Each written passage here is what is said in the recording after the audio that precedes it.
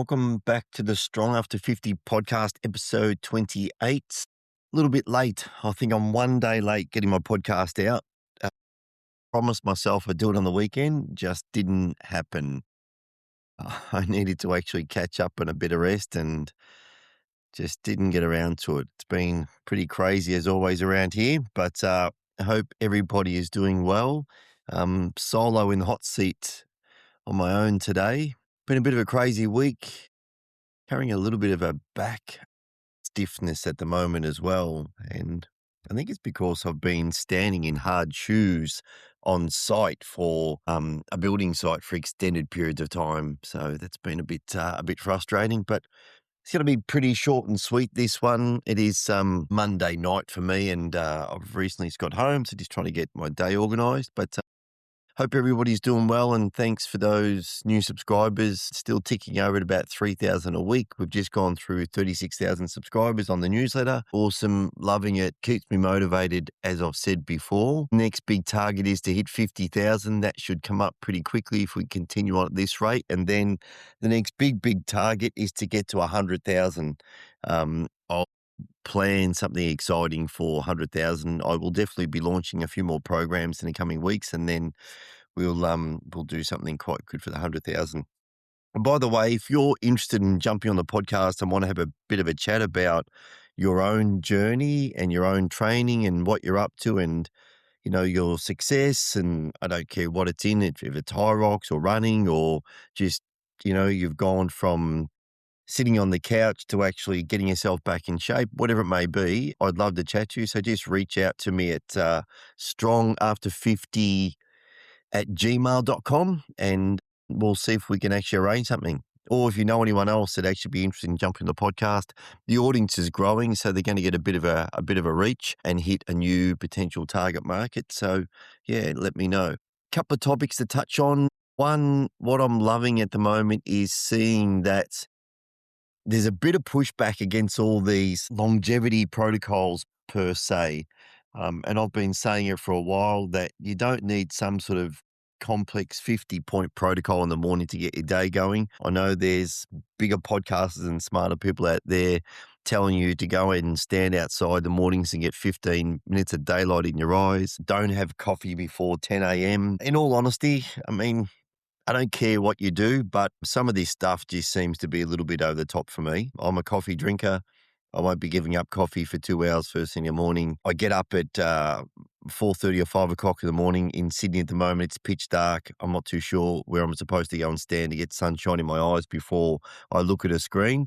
So some of these things to me are just a little bit ridiculous, to be honest. And I'm not saying they don't work. I'm just saying that for the average person, try and follow some of these protocols is crazy. I think it really does come back to doing the basics. And I love when I read people saying, the best program and the best eating plan is the one that you'll stick to. And that doesn't mean, you'll stick to having 3 burgers and a bag of chips every day. The best healthy eating plan is the one that you stick to. And everybody falls off the rails every now and then, right? So it is just what happens. But yeah, a couple of interesting things I was listening to a good podcast this morning. Easter, his name might be pronounced, the 2% podcast, and he was chatting to a guy about alcohol, and the guy was basically saying that, Michael Easter, I believe, had an alcohol problem, and he's been sober for 11 or 12 years now, and I do congratulate people that have gone through those hard times and been able to go completely sober.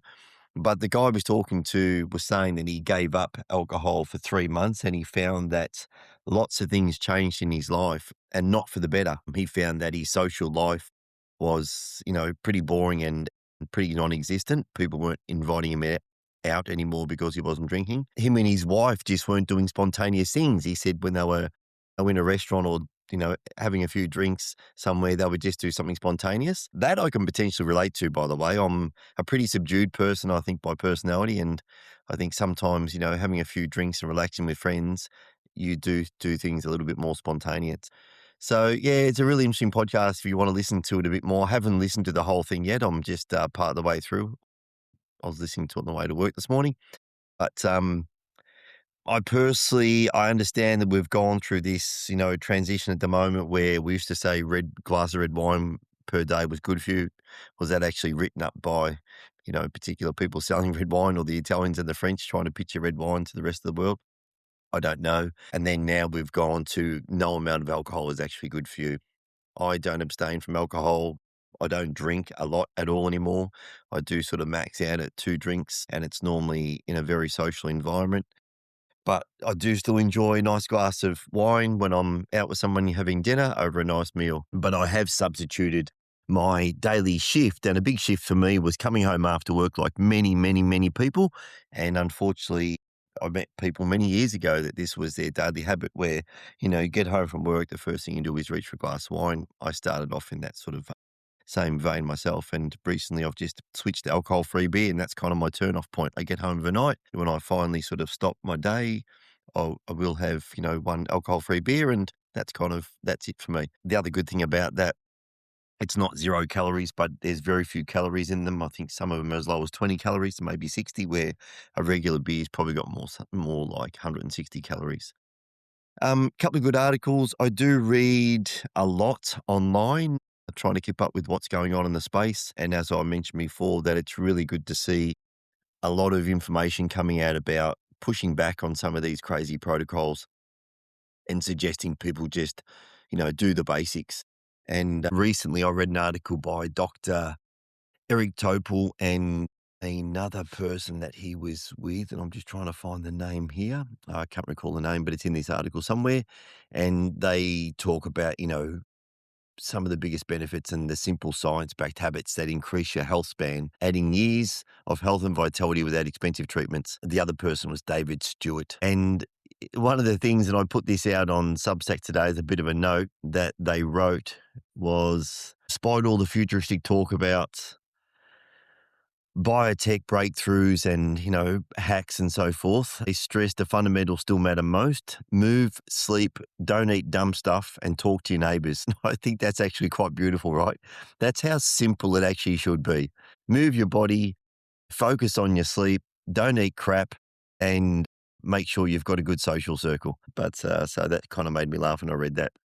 And it got some good feedback this morning on Substack as well. But so the big things here under movement, move your body, aerobic and strength training. We all know it, how you structure your week. I think as we get a little bit older, unless you're training for something, which I still like having a bit of a target, sidetrack for the moment. I don't have a target this year. Rocks maybe towards the end of the year if his knee comes good, but at the moment his knee's not working, and he is not going to be able to compete in high rocks in the Sydney one coming up. We do have a crazy race called the Balmoral Burn, which I've done multiple times, which I would love to do, but I am still struggling with Achilles at the moment. That's in a few weeks. Crazy, crazy race. If you don't know about it and you're based in the US, have a look at it. Balmoral Burn. It's 420 meters, virtually at a 14%, and I think it peaks at 17%. It's brutal. It normally takes the better runners around 120, minute 20 to get up. But it's a brutal race. So unless you're basically training for an event, I think just having a mix of training, I'm in a bit of a 6-week block at the moment where I've cut my training from 5 gym sessions a week down to 4. And I've spoken about this before. It's a legs with a pull day and then chest or push day. So I do legs, back and biceps, and then I do chest, shoulders and triceps. 2 days on, 1 day off, 2 days on. Sometimes, depending on how I'm feeling or if I'm tired, I will skip a day in there and have an extra day off.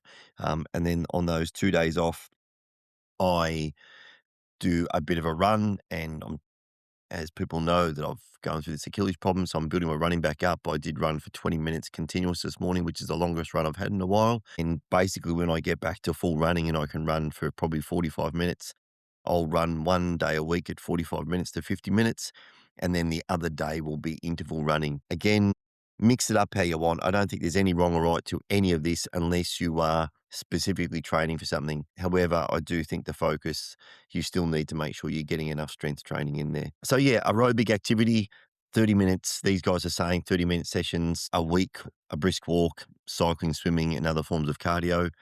It's something I want to touch on in a moment about my preferred forms of cardio and also the areas of cardio that give you the best bang for your buck. Strength training, these guys are saying just 2 30-minute sessions a week of lifting weights. I kind of push back a little bit on that. I think you are better off doing 3 sessions. My sessions sometimes are only around 30 minutes, particularly my push day where it's chests, biceps, and triceps. That can only be 30 to 35 minutes. My leg day takes a little bit longer. I do tend to have bigger breaks through the leg workout because it is a little bit more taxing. And the third one on this, the list here is balance training, yoga and stability exercises. And I do agree with that. They talk about it protecting you against falls, which I 100% agree. But just remember that strength training and reaction style training will help you with falls as well, because one of the things, what happens when most people fall, and as you well know, when you're young, you fall, you can get your hands out or you can put your foot forward very quickly to stop yourself. As we get a little bit older, that starts to slow down, right? You can't get your foot as quickly out in front of yourself, or in some situations, like my 85-year-old stepfather, he can't get his hands out in front of him anymore and he has face planted a few times. So I think some of these, reaction style drills, if you can still skip with a rope or just skip like you used to skip at school, I think that's also a good thing to do. The next one on their list, I'm just going to go through this list. It's pretty short and sweet. Protect your sleep. I'm not going to read out any more to that, but it just talks about, deep sleep and regular sleep is just a big thing. I have to say it's been a game changer for me. Bed same time every day, 7 days a week virtually, and get up at the same time. Eat real foods. Well, we all know that one, avoid ultra processed foods. It's written up everywhere at the moment. Go light on red meat. I think that's also a good one. I still love a good steak. I tend to only have that when I go out now, although in saying that, I have got a couple of steaks in the fridge that I bought on the weekend. One of them will get cooked as a whole steak. The other one will probably get cut up and put through some rice. Manage inflammation, the silent driver of aging. So chronic inflammation and immune system that's out of balance. Lifestyle practices like exercise, diet, stress reduction, and sleep are all powerful anti-inflammatories. 100% agree with that. We always talk about stress being a big thing on inflammation. I'm sure it is, but I also think that if you're doing all the things right in life, that having some sort of stress in your life is also a bit of a good thing. You need to be challenged, and, really being challenged without stress doesn't go hand in hand. So if you're doing all the other things well, you're getting good sleep, exercising and eating a well-balanced diet and got good social people around you, I think that your stress is naturally reduced anyway. And then talks about, just knowing your risks through testing. So potentially getting some basic tests done so you know where you stand medically as you get older. And I think that's something that we lack a little bit. DEXA bone scans are talking about here. I haven't had one. I plan to go and do one soon, just to be interesting to see where I sit. I have had a calcium score done, and I get my blood work done every 6 months or maybe a little bit later. I'm probably due to get that done now, and I try and get, as much blood work done in terms of readings as possible so I know where I'm at. And then connection and mindset, social connectivity, positive attitudes about aging. And nature and purpose add resilience, time outdoors, and sense of meaning, buffer stress and information. Pretty simple stuff, but pretty true. Um, Eric Topol's book is called Super Ages. I haven't read it, but I do plan on buying that and having a bit of a look at it. But yeah, it's a good little article and just one of the things I wanted to quickly run through. The second article I read this week, which I thought was interesting to me anyway, ergs. So they've done a bit of a test. You may have read this. Actually, the article is quite old, but I just stumbled across it this week. I really enjoy the ergs, and in all honesty, if I set up my own home gym, I would definitely have probably an assault bike. I don't mind a ski erg, and I think it's got benefit, but I don't know I'd personally buy one. If I had the space, I would, but if I didn't have a lot of space, I probably wouldn't go with one. I'd have an assault bike, probably a regular Concept 2 bike to do those just longer rides on, and I would have a rowing machine. And this particular article talks about the benefits, and it does talk about an assault bike, the ski erg, and the rower. The ski erg, obviously, it's a greater upper body, and your legs aren't doing a huge amount of work. You actually do hip hinge. It's actually quite an interesting technique to get used to.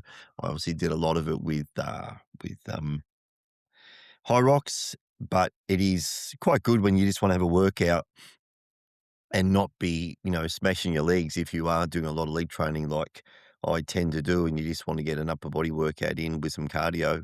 For that aspect, it is pretty good. They talk about here the muscular recruitment for the ski erg, arms, shoulders, pecs, lats, and anterior core. That's one thing. If you do use it well, you do get a really good core workout, and it says here it makes it unique compared to the roll and the assault bike. Good cardiovascular demand, VO2 numbers and lactate levels won't climb as high. They're basically saying you'll feel it more in your arms, lats and abs rather than your lungs. The next one they spoke about is the rower, and that obviously has good demand as well, good cardiovascular demand. Muscular recruitment, the rower recruits the most muscles of all three machines.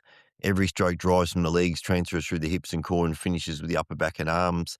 It's a great machine. It does get my lower back a little bit. Be interested in what other people think. I know Mick, my best mate that I did high rocks with, he's the same. It can actually just impinge his lower back a little bit, and I can get quite tight hip flexors from it, which probably then imposes on my lower back. But I do really like it. You can do all sorts of stuff with it. You can just do a long, slow, zone 2 type session on it. You can do intervals, which I plan on doing a little bit more interval work on the rower, but it is definitely a good machine. The third machine, which is one of my favorites, is the assault bike. It's pretty aggressive. If you've ever used one of these, your heart rate can spike pretty quickly. If you go pretty hard on them, they definitely get you going. It says here, cardiovascular demand. In lab settings, assault bike shows high perceived exertion and lactate levels in the ski erg or rower because there's no real recovery phase, which is interesting, right? So both the rower and the ski erg on the way back up, you've got this nice recovery phase, and same with the rower when you're letting the handles back to the rowing machine, you get that little time to recover. When you're on the assault bike, your arms are going back and forwards pumping, and your legs are going as well, so there's no real recovery there. The most full body workout is the rower. The rower recruits the most muscular muscles of the three machines. Every stroke engages your legs, hips, core, and upper body in an extended range. The highest cardio demand is assault bike, best for fat loss, any machine you'll use consistently. Beautiful line. I love that. No good actually saying, that the assault bike is the best for fat loss, but you'll only use it once a week because it's so hard. If it's a ski erg that you're going to jump on all the time, then that's a better machine for you. Best for conditioning, the rower with the assault bike close behind. So basically the rower won out in terms of for general conditioning, and with the assault bike just behind that. But all three machines are great machines if you've ever had a go at them. They're very good for intervals. I love intervals on an assault bike. I tend to do 15-second sprints with 45 seconds off, and then I build up. I'm just reading part of their article here. The assault bike thrives for short, savage intervals with consistent resistance. Even 20-second sprints feel devastating. I would 100% agree with that. And Tabata type workouts, 20 seconds on, 10 seconds off is a classic here. But even 30-second sprints with long recovery will leave you humbled. Short max effort bursts, best results.